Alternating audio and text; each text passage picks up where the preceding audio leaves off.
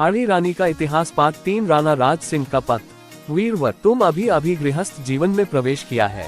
मुझे अत्यंत दुख के साथ यह सूचित करना पड़ रहा है कि दिल्ली से औरंगजेब की सहायता के लिए सेना की अतिरिक्त टुकड़ी आ रही है, जिन्हें आपको रोकना होगा।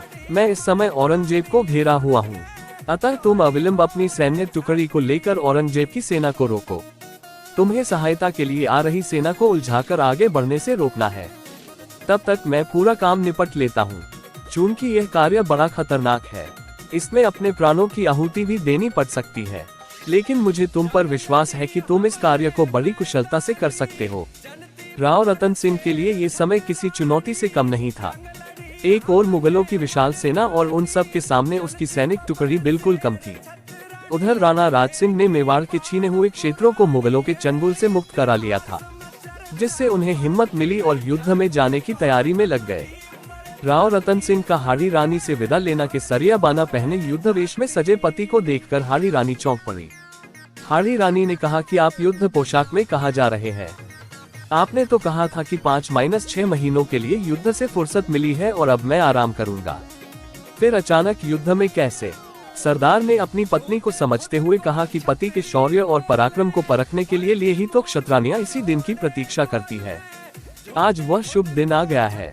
मुझे देश के शत्रुओं से दो हाथ करने के लिए अविलंब युद्ध के लिए प्रस्थान करना है।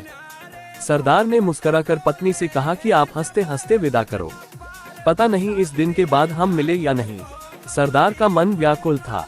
यदि मैं सचमुच ही न लौटा तो मेरी इस अर्धांगिनी का क्या होगा? एक और देश प्रेम था तो दूसरी ओर पत्नी का मोह। राव रतन सिंह ने राणा राज सिंह के पत्र की सारी बात अपनी पत्नी को बताई। युद्ध के लिए विदाई मांगते समय पति का गला भर आया है। सरदार ने अपने व्याकुलित मन को छिपाने की कोशिश की, लेकिन हाड़ी रानी की आंखों से छिपा न रह सका। हताश मन व्यक्ति को विजय से दूर ले जाता है। पति सरदार युद्ध भूमि में तो जा रहा है, पर मोहग्रस्त होकर, और यह बात नवविवाहित हाड़ी रानी को समझने में देर नहीं लगी। हाड़ी रानी ने पति की जीत के लिए अपने मोह की बलि दे दी।